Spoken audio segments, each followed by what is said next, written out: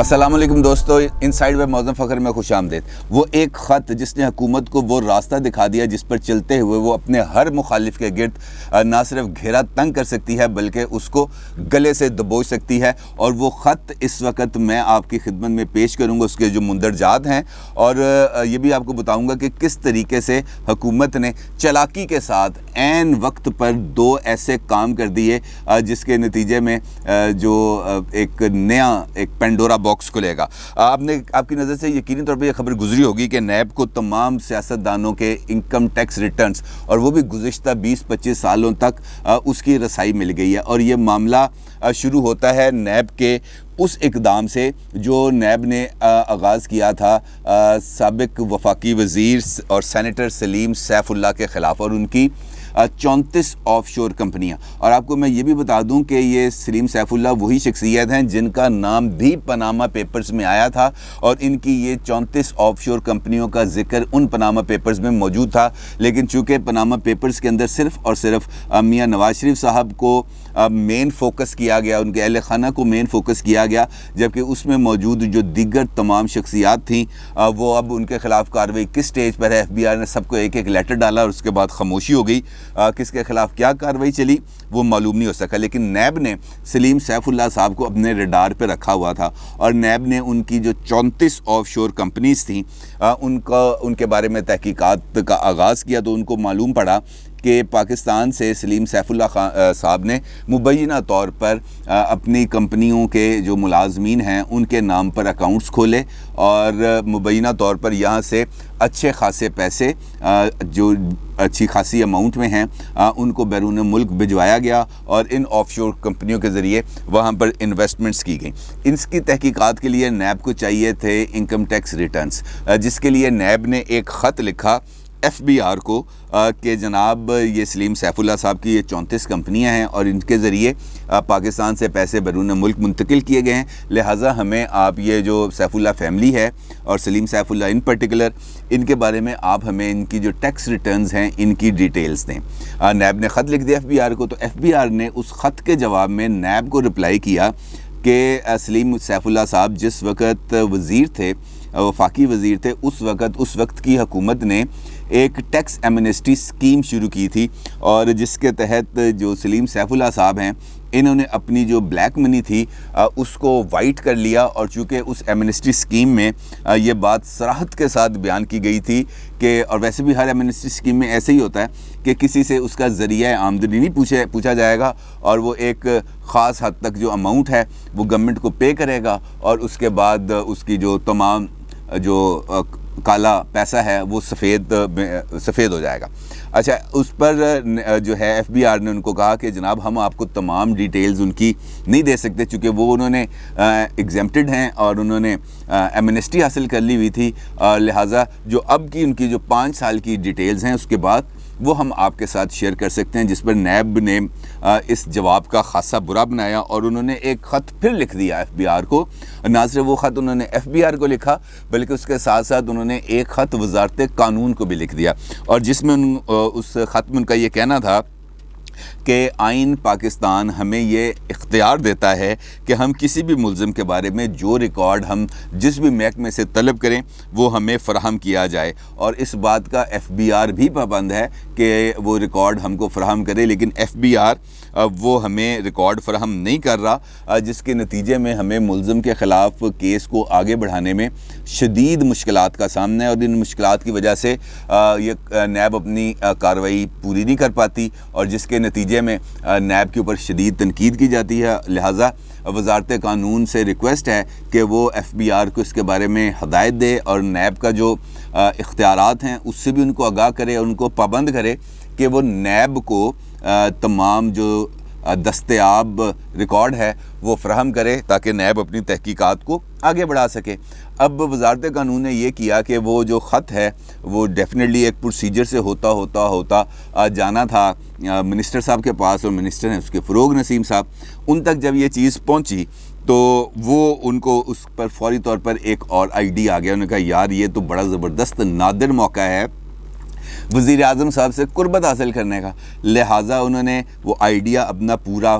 تیار کیا اور وہ آئیڈیا لے کے چلے گئے وزیر اعظم ہاؤس، اور وہاں پر جا کے ان کو بتایا کہ جناب اس وقت نیب بڑا اچھا کام کر رہا ہے، لیکن نیب کے اندر ہمیں آ رہی ہے ایک پرابلم، اور نیب نے اپنی اس پرابلم کو اس خط کے ذریعے ہم تک پہنچایا، اور وہ خط کی ڈیٹیلز یہ ہیں۔ وزیر اعظم نے پوچھا اچھا پھر اس پر میں کیا کر سکتا ہوں؟ تو فروغ نصیر صاحب نے انہیں کہا کہ اگر ہم نیب کو یہ اختیار دے دیں کہ وہ 20 سال تک یا 25 سال تک، نیب کو ابتدائی طور پر یہ جو بھی ترمیم ہوئی ہے اس کے تحت 20 سال کا اختیار دیا گیا کہ 20 سال کے ان کو وہ ٹیکس ریٹرنز مل جائیں، تو اس کے نتیجے میں ہم بہت سارے سیاستدان ہیں ان کے گرد گھیرا تنگ کر سکتے ہیں، جس میں شریف فیملی بھی ہے، جس میں زرداری فیملی بھی ہے، اور بھی جو لوگ تنگ کریں گے ان کو اس گھیرے کے اندر بڑے آرام سے لے کے آیا جائے گا۔ تو وزیر اعظم کو یہ آئیڈیا بڑا پسند ہے، انہوں نے کہا جناب آپ وزارت خزانہ کو بھی اس پر لے لیں لوپ میں، اور کوئی طریقہ سوچیں کہ کس طریقے سے ہم یہ امینڈمنٹ کر سکتے ہیں، کیونکہ اگر ہم سمپلی یہ معاملہ لے کے جاتے ہیں ایوان میں تو اس پر ایک بہت زیادہ بحث شروع ہو جائے گی، اور اس کے اوپر میڈیا پر بھی بہت زیادہ تنقید شروع ہو جائے گی، لہٰذا کوئی ایسا طریقہ سوچیں جس سے یہ ہم مطلوبہ نتائج بھی حاصل کر لیں اور ہم پر تنقید بھی نہ ہو۔ اور آپ کو پتہ ہے وزارت قانون کے اندر ایسے دماغ موجود ہیں جن کے پاس ہر معاملے کا حل موجود ہوتا ہے، لہٰذا انہوں نے ماضی کی ایک مثال نکالی، اور ماضی کی مثال ملی ہے ان کو پیپلز پارٹی کے دور میں، اور وہ والا دور ہے جب اسحاق ڈار صاحب وفاقی وزیر ہوا کرتے تھے، وزیر خزانہ پیپلز پارٹی کی ابتدائی ٹینیور میں، اور اس وقت جو ایک فنانس بل کے اندر جو معزول جج صاحبان تھے ان کی چونکہ تنخواہیں رک گئی ہوئی تھیں، وہ معزول تھے، لہٰذا ان کو تنخواہوں کی ادائیگی کے لیے اور ایڈ ہاک ججز سپریم کورٹ میں تعینات اور ہائی کورٹ میں تعینات کرنے کے لیے جو پروویژن تھی وہ پرووائڈ کی گئی ان کے لیے بجٹ ایلوکیٹ کر کے فنانس بل میں، لہٰذا وہ مثال ان کے پاس موجود تھی، لہٰذا انہوں نے اس مثال کے تحت یہ طریقہ سوچا وزارت قانون نے کہ جناب یہ والا جو معاملہ ہے، یہ جو نیب کو 20 سال کا اختیار دینا ہے، اس کو فنانس بل کے ذریعے ہم منظور کرائیں ہیں قومی اسمبلی سے۔ اچھا اس کے اندر بھی ایک دلچسپ پہلو ہے کہ جو اوریجنل فنانس بل پیش کیا گیا تھا بجٹ کے ساتھ نیشنل اسمبلی میں بھی اور سینٹ میں بھی، اس فنانس بل کے اندر یہ جو دو ترامیم کی ہے، دوسری ترمیم جس کا میں بھی آپ سے آگے جا کے ذکر کروں گا، دونوں ترامیم کا اس کے اندر ذکر نہیں تھا۔ اب یہ جو ترامیم ہیں یہ 28 جون جس دن بجٹ پاس ہونا تھا، 28 جون کو شوکت ترین صاحب نے بجٹ کی حتمی منظوری سے پہلے امینڈڈ فائنانس بل کو پیش کر دیا نیشنل اسمبلی میں، اور چونکہ اس وقت آپ کو پتہ ہے نیشنل اسمبلی میں سب اچھا چل رہا تھا، اور اپوزیشن شہباز شریف صاحب موجود نہیں تھے، نون لیگ کے بھی 12-14 اراکین موجود نہیں تھے، جو اراکین موجود تھے وہ نہایت خاموشی سے بیٹھ کر اپوزیشن کے خاص طور پہ وہ بجٹ تقریر سن رہے تھے عمران خان صاحب کی جو بعد میں ہوئی، لیکن اس سے پہلے بھی جو کٹوتی کے طریقے ہیں اور جو کٹ موشنز اور اس قسم کی چیزیں چل رہی ہوتی ہیں وہاں پہ بھی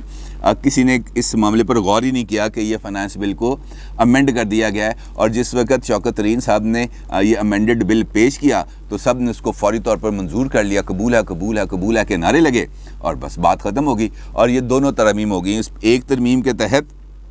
جو نیب ہے اس کو سیاستدانوں کے 20 سال کے جو ٹیکس ریٹرنز ہیں اور ان کے اہل خانہ کے ٹیکس ریٹرنز دینے کا اب پابند ہو گیا ایف بی آر، اور جس کے نتیجے میں نیب نے اب چھریاں کر لینی ہیں تیز، اور جیسے جیسے جو اپوزیشن لیڈر اپنی حد سے آگے بڑھنے کی کوشش کرے گا اس کے پر کاٹنے کی بھرپور ہوگی تیاری، لہٰذا آپ آنے والے دنوں کے اندر ایسے تمام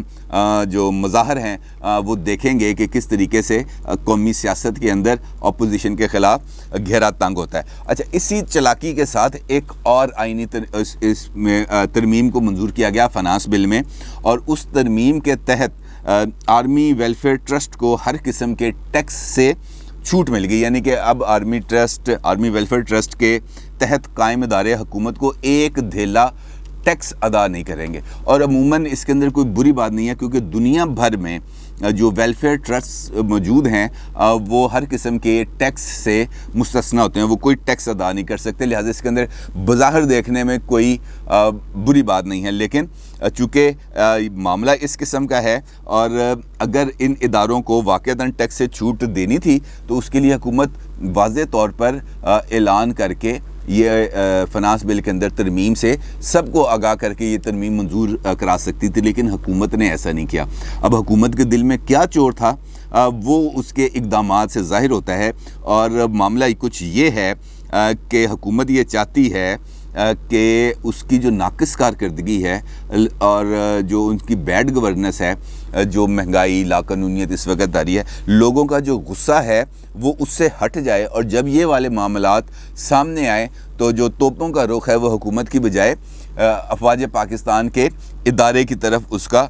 رخ موڑ دیا جائے۔ یعنی حکومت نے جان بوجھ کر فوج کے ادارے کو متنازع کرنے کی کوشش کی، اور نہایت چلاکی سے عین اس دن فنانس بل میں یہ دوسری ترمیم کو بھی منظور کرایا گیا جس دن اس بجٹ نے پاس ہونا تھا۔ اچھا، اب یہ جو بجٹ جس کا میں آپ سے ذکر کر رہا ہوں اس میں انہوں نے پاس کیا، تو اس کے اندر انہوں نے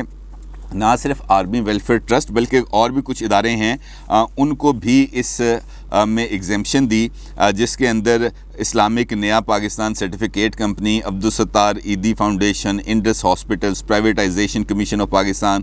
فوجی foundation, the security and exchange commission of Pakistan, Sundus foundation, Ali Zeb foundation, audit oversight board, make a wish foundation اور سٹیزن فاؤنڈیشن شامل ہیں۔ لیکن دلچسپ بات یہ ہے کہ یہ جو ادارے ہیں جس کا بھی میں آپ سے ذکر کیا، آرمی ویلفیئر ٹرسٹ، اس کے تحت جو ادارے چلتے ہیں وہ اس میں سے کچھ ادارے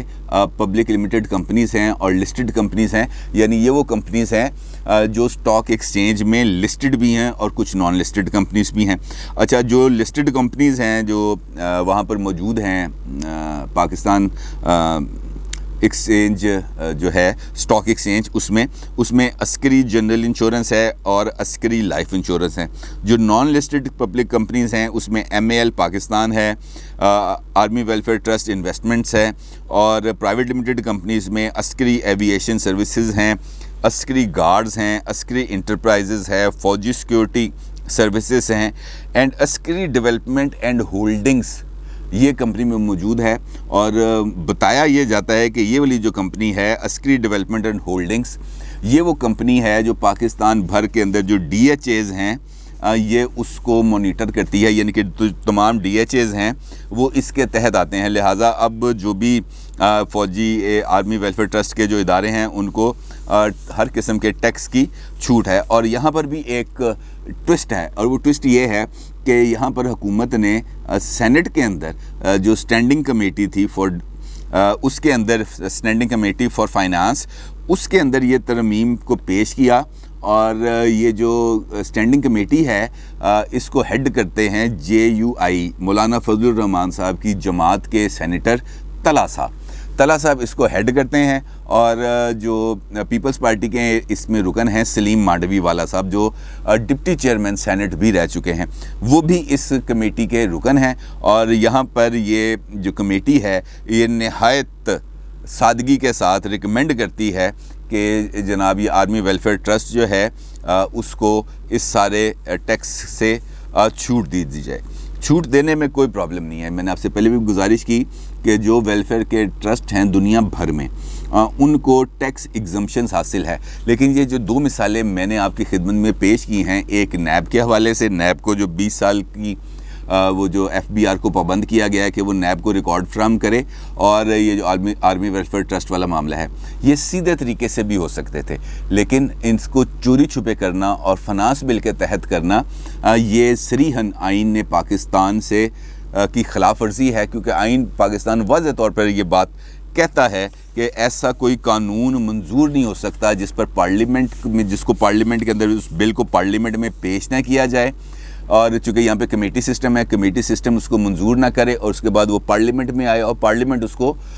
منظور نہ کرے، اس وقت تک کوئی بل کسی قسم کی کوئی بل کے اندر ترمیم نہیں ہو سکتی۔ لیکن یہ ایک آسان طریقہ تلاش کیا گیا کہ فنانس بل کے ذریعے یہ پخ لگا دی جائے، اور اس کے بعد پھر تو کون میں کون ہے جو ان کو چیلنج کرے گا، کون ہے جس کے بارے میں جس کو یہ پتہ چلے گا کہ یہ آرمی ویلفیئر ٹرسٹ کا معاملہ ہے، میں نے تو اس کو خبردار، میں نے اگر چیلنج کیا کورٹوں میں تو یہ تو میرا حساب برابر ہو جائے گا۔ اور نیب کے خلاف کون جائے گا کورٹ کے اندر کہ جناب یہ فنانس بل کے ذریعے نیب کو اختیارات دیے گئے ہیں، یہ کس قانون کے تحت جسٹیفائیڈ ہے یا نان جسٹیفائیڈ ہے؟ کوئی بندہ اس قسم کی جرت نہیں کرے گا، کیونکہ اتنی خاموشی کے ساتھ کام کیا گیا، اتنی صفائی کے ساتھ کام کیا گیا،